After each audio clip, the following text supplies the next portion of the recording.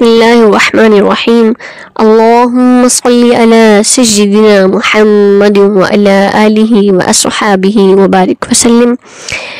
السلام علیکم ناظرین، آپ دیکھ رہے ہیں پروگرام دین کی بات منیبہ کے ساتھ۔ آج ہم بات کریں گے تنگ دستی کیوں آتی ہے، اس کے اسباب کیا ہیں۔ ناظرین، آج امت محمدیہ طرح طرح کی پریشانیوں کا سامنا کر رہی ہے۔ گھریلو جھگڑے ہیں، ناچاکیاں ہیں، بے روزگاری ہے، کوئی قرضدار ہے، کوئی مصیبت میں گھرا ہوا ہے، کسی کی اولاد نافرمان ہے۔ یہ ساری پریشانیاں، مصیبتیں ہماری اپنی بے عملی کی وجہ سے ہیں، جیسا کہ اللہ کریم قرآن کریم میں ارشاد فرماتا ہے وَمَا أَصْحَابَكُم مِّن مُّصِيبَةٍ فَبِمَا كَسَبَتْ أَيْدِيكُمْ وَيَعْفُو عَنْ كَثِيرٍ، اور جو تمہیں مصیبت پہنچی وہ اس سبب سے ہے جو تمہارے ہاتھوں نے کمایا، اور بہت کچھ تو معاف کر دیتا ہے، کیونکہ اللہ کی رحمت نیکیوں سے قریب ہے، اس لیے وہ معاف فرما دیتا ہے۔ لیکن بہت سے اعمال ہم پر مصیبتیں لے آتے ہیں، اس کی رحمت بہت سے ہمارے اعمال پر، برے اعمال پر پردہ ڈال دیتی ہے، اپنی رحمت کر دیتی ہے۔ اللہ کریم ارشاد فرماتا ہے ان رحمت اللہ قریب من المحسنین، کہ اللہ کی رحمت نیکوں سے قریب ہے، تو وہ معاف بھی فرما دیتا ہے۔ لیکن بہت سے پریشانیاں، مصیبتیں ہمارے اپنے ہاتھوں کی کمائی ہوئی ہیں۔ تو تنگ دستی کیوں آتی ہے کہ ہم رزق کی بے قدری کرتے ہیں، بے حرمتی کرتے ہیں۔ ہم شادیوں پہ دیکھتے ہیں طرح طرح کے کھانے موجود ہیں اور اس قدر ضائع ہو رہے ہیں، گھروں میں کھانے کا سامان ضائع ہو رہا ہے۔ حضرت عائشہ صدیقہ رضی اللہ تعالی عنہ فرماتی ہیں کہ اللہ کے رسول صلی اللہ علیہ وآلہ وسلم جب اپنے گھر تشریف لائے تو روٹی کا ایک ٹکڑا پڑا ہوا دیکھا، اس کو لے کر صاف کیا اور کھا لیا۔ پھر فرمایا عائشہ رضی اللہ تعالی عنہ اچھی چیز کا احترام کرو، یہ چیز یعنی روٹی جب کسی قوم سے بھاگی ہے تو لوٹ کر نہیں آئی۔ اللہ اکبر۔ لیکن ہمارے گھروں کے اندر روٹی کس قدر ضائع ہوتی ہے۔ ایک نے روٹی کو اٹھایا، آدھا توڑا رکھ دیا، دوسرے نے مکمل والی اٹھائی، پھر اس کو آدھا توڑا رکھ دیا، اور پھر وہ ٹکڑوں کے اندر چلی جاتی ہیں، وہ ضائع ہو جاتی ہیں۔ تو سلیقہ ہمیں سیکھنا ہے، سنت نبوی کیا ہے، کھانا کھانے کا طریقہ کیا ہے، اللہ کے رسول صلی اللہ علیہ وسلم کی سنت کیا ہے، اس پر ہمیں عمل کرنا ہے۔ تو دوسرا، تجارت کرنے والے دکاندار اپنا مال بیچنے کے لیے قسمیں کھاتے ہیں تاکہ مال بک جائے، تو اللہ کے رسول صلی اللہ علیہ وآلہ وسلم نے فرمایا کہ تجارت میں، بیع کے اندر قسم کی کثرت سے پرہیز کرو، اگرچہ یہ مال کو بکوا دیتی ہے، مال بک جاتا ہے، مگر برکت مٹا دیتی ہے۔ تو اگر برکت مٹ جاتی ہے تو پھر تنگ دستی آئے گی، پھر مصیبت آئے گی، پھر پریشانی آئے گی، پھر رزق میں تنگی آئے گی۔ تو دکانداروں کو بھی، سامان بیچنے والوں کو، خریدنے والوں کو قسم کی کثرت سے پرہیز کرنا چاہیے۔ بے برکتی کی ایک وجہ بسم اللہ نہ پڑھنا بھی ہے۔ کھانا کھاتے وقت، بناتے وقت، گھر میں کھانے کا سامان یعنی راشن لاتے وقت بسم اللہ نہ پڑھنا۔ اللہ کے رسول صلی اللہ علیہ وآلہ وسلم نے فرمایا، حضرت حذیفہ رضی اللہ تعالی عنہ سے روایت ہے، رسول کریم صلی اللہ علیہ وآلہ وسلم نے فرمایا کہ جس کھانے پر بسم اللہ نہ پڑھی جائے شیطان اس کھانے میں شریک ہو جاتا ہے، اور جب شیطان کھانے میں شریک ہو جائے تو پھر برکت کہاں سے آئے گی، پھر وسعت کہاں سے آئے گی، پھر برکت زائل ہو جائے گی، وہاں تنگی جنم لے گی۔ حضرت ابو ایوب انصاری رضی اللہ تعالیٰ عنہ سے روایت ہے کہ ہم سرکار مدینہ صلی اللہ علیہ وآلہ وسلم کی خدمت میں حاضر تھے، کھانا پیش کیا گیا۔ ابتدا میں ہم نے بڑی برکت دیکھی کہ ہم نے کسی کھانے میں نہیں دیکھی، مگر آخر میں بڑی بے برکتی دیکھی۔ ہم نے عرض کی یا رسول اللہ صلی اللہ علیہ وسلم ایسا کیوں ہوا؟ تو آپ صلی اللہ علیہ وآلہ وسلم نے ارشاد فرمایا ہم سب نے کھانا کھاتے بسم اللہ پڑھی، پھر ایک شخص بغیر بسم اللہ پڑھے کھانا کھانے بیٹھ گیا اور اس کے ساتھ شیطان نے کھانا کھایا۔ علماء کرام فرماتے ہیں کہ ناخنوں کا بڑا ہونا، آج کل جیسے فیشن ہے، خواتین جو ہے وہ اپنے ناخن لمبے کرتی ہیں، نیل پالش لگاتی ہیں، بڑا ہونا بھی رزق میں تنگی کا سبب ہے، اور 40 دن سے زائد ناخن بڑھانا جو ہے مکروہ تحریمی کہا گیا ہے اس کو۔ اس کے علاوہ عورت کا ننگے سر کھانا بنانا، دسترخوان بچھائے بغیر الگ الگ کھانا کھانا، مل کر نہ کھانا، ٹوٹے ہوئے برتن استعمال کرنا اور ننگے سر کھانا کھانا، خصوصاً عورتوں کا روٹی کے ٹکڑے کچرے میں پھینک دینا، گھر میں مکڑی کے جالے لگے رہنا، اولاد کو بات بات پر بد دعائیں دینا، جیسے ماں باپ اکثر بات کرتے کرتے ان کی عادت ہوتی ہے، خواتین کی اکثر عادت ہوتی ہے کہ وہ کوئی بھی بات کہیں گی تو یا بد دعائیں ساتھ کہتی ہیں یا گالیاں دیتی ہیں، تو یہ چیز بھی رزق میں تنگی کا باعث بنتی ہے۔ گناہ کرنا، کثرت سے جھوٹ بولنا رزق میں تنگی پیدا کرتا ہے، تنگ دستی پیدا کرتا ہے۔ ماں باپ کے لیے دعائیں خیر نہ کرنا، ٹوٹی کنگھی استعمال کرنا، یہ سب چیزیں بے برکتی لاتی ہیں۔ ذرا سوچئے کہ ہم نے بسم اللہ نہیں پڑھی تو برکت نہیں رہی، اور خرید و فروخت کرنے میں حلال و حرام کے درمیان فرق نہیں رکھیں گے کہ کہیں کم کمائی نہ ہو جائے، تو پھر تنگ دستی آئے گی۔ اگر ہم کہیں کہ ہم فرق بھی نہ کریں، بسم اللہ بھی نہ پڑھیں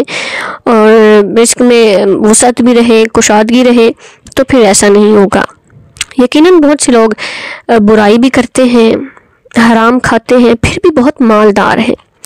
یہ ان کو اللہ نے ڈھیل دے رکھی ہے، انہیں آخرت میں کچھ نہیں ملے گا، آخرت میں ان کا کوئی حصہ نہیں ہے، صرف دنیا میں ان کی لیے عیش و عشرت ہے، دنیا میں ان کو یہ سب کچھ مل رہا ہے،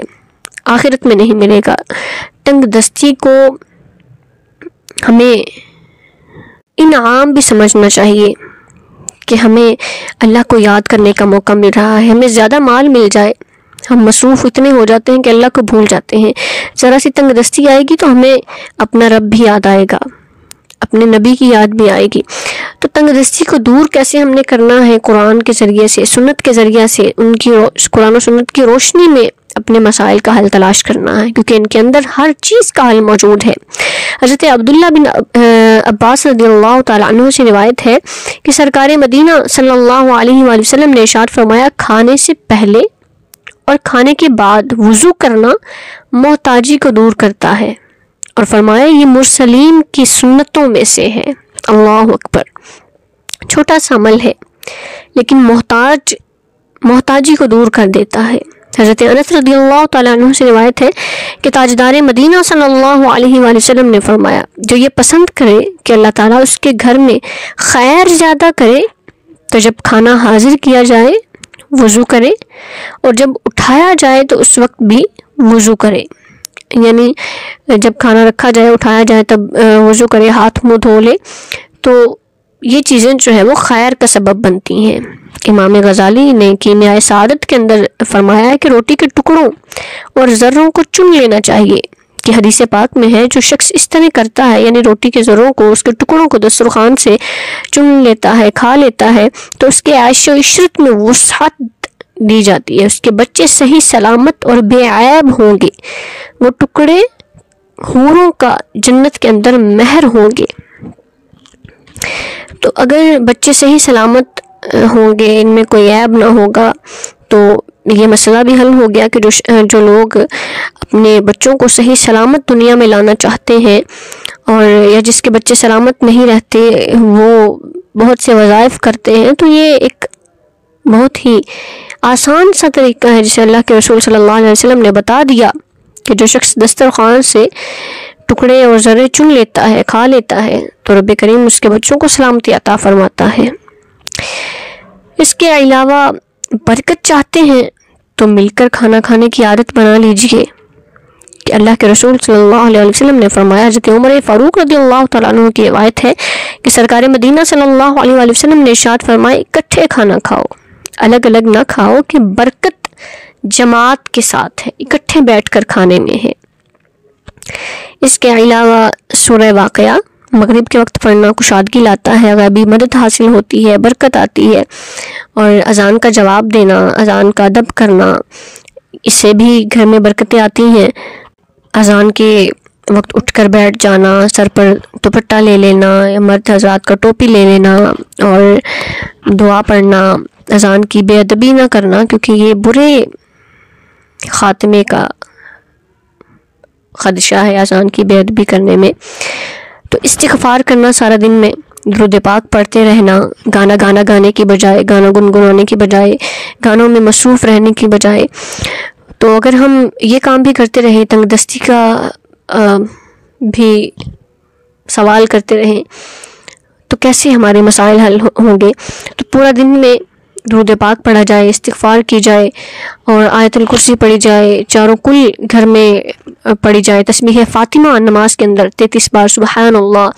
33 بار الحمدللہ، اور 34 بار جو ہے وہ اللہ اکبر سورہ جو ہے وہ تسبیح فاطمہ نماز کے اندر پڑھی جائے۔ سورہ ملک پڑھ کر سونا، جمعہ والے دن سورہ کہف کی تلاوت کرنا، اس کے علاوہ مساکین کو کھانا کھلانا، بھوکے کو کھانا کھلانا، پڑوسیوں کی مدد کرنا، رشتہ داروں کی مدد کرنا، والدین کی خدمت کرنا، یہ سارے کام جو بھی آپ آسانی سے کر سکتے ہیں وہ کرتے رہیے، رب کریم وسعتیں عطا فرما دے گا۔ حضرت سیدنا سہل بن سعد رضی اللہ تعالیٰ عنہ بیان کرتے ہیں کہ ایک شخص نے حضور اقدس صلی اللہ علیہ وآلہ وسلم نے حاضر ہو کر اپنی مفلسی کی شکایت کی، تو آپ صلی اللہ علیہ وآلہ وسلم نے فرمایا، جب تم گھر میں داخل ہو تو گھر والوں کو سلام کرو، اور اگر گھر کوئی نہ ہو تو مجھ پر سلام کرو، اور ایک مرتبہ سورہ اخلاص قل هو اللہ پوری جو ہے وہ سورت یہ پڑھو۔ اس شخص نے ایسا ہی کیا، پھر اللہ نے اس کو اتنا مال عطا کیا کہ اس نے اپنے ہمسایوں کی، رشتہ داروں کی خدمت کی۔ لیکن ہمارے ہاں آج کل چند پیسے جو ہیں وہ ہاتھ آ جاتے ہیں تو ہم دوسروں کو آنکھیں دکھانا شروع کر دیتے ہیں، دوسروں کو حقیر سمجھنے لگ جاتے ہیں، دوسروں کو دھتکارنا شروع کر دیتے ہیں، دوسروں کو دھکے کھلانا شروع کر دیتے ہیں۔ تو ہمیں حسد میں اللہ سے نہیں مانگنا کہ ہمارے پاس مال بھی ہے، پیسہ بھی ہے، سب کچھ ہے، پھر بھی ہم تنگ دستی کی شکایت کر رہے ہیں ہمارے پاس، کیونکہ ہمارے پاس فلاں سے کم مال ہے۔ تو یہ اس کے بارے میں اللہ کے رسول صلی اللہ علیہ وآلہ وسلم نے کیا ارشاد فرمایا کہ آدم کے بیٹے کے پاس اگر 2 وادیاں ہوں تو وہ تیسری بھی ڈھونڈے گا، یعنی اس کا پیٹ جو ہے وہ صرف قبر کی مٹی ہی بھر سکتی ہے۔ بہت زیادہ دولت کمانا برا نہیں ہے، لیکن بدحواس ہو جانا، تکبر کرنا، یہ برا ہے۔ دولت کے ڈھیر لگا لینا، انبار لگا لینا، اتنی جد و جہد کرنا کہ اللہ کے نبی، اللہ کے ذکر سے، اللہ کے نبی کے ذکر سے غافل ہو جانا، ان کے لیے وقت نہ نکالنا، یہ برا ہے۔ اور حرص، ہوس، بغض، کسی سے دشمنی کی بنا پر مال جو ہے وہ زیادہ طلب کرنا، چھیننے کی کوشش کرنا، تو یہ سب بھی بہت برا ہے۔ تو اللہ کریم جو ہے وہ ہمیں دنیا کی فراوانی، دنیا کی نعمتوں کے ساتھ ساتھ ہمیں آخرت کی بھی فکر عطا فرمائے کہ دنیا کی نعمتوں کا بے حساب ملنا بھی خطرے سے خالی نہیں ہے، کیونکہ آخرت میں اس کا حساب بھی بہت طویل ہوگا۔ جیسا کہ حضور علیہ السلام نے فرمایا کہ حضرت سلیمان سب نبیوں کے آخر میں جنت میں جائیں گے، کیونکہ انہوں نے دوسرے انبیاء کی بنسبت دنیا کی زیادہ بہاریں دیکھی ہیں۔ تو اگر بہت زیادہ مال عطا ہوگا تو اس کا حساب بھی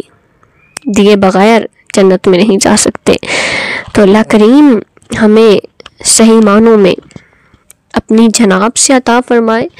ہمیں ہماری تنگ دستیوں کو، ہماری مصیبتوں کو، ہماری تمام پریشانیوں کو دور فرمائے۔ ہم نے جو سیکھا ہے تنگ دستی کو دور کرنے کا طریقہ، اذکار کرنے کا طریقہ، اور اذکار کون سے کرنے ہیں، ہمیں اس پر عمل کرنے کی توفیق عطا فرمائے۔ ہمیں اپنی اللہ کی جانب سے مدد لینے کی توفیق عطا فرمائے، ہم دنیا کے آگے ہاتھ پھیلانے سے ہمیں بچائے۔ اللہ کریم ہمیں عمل کی توفیق عطا فرمائے، آمین۔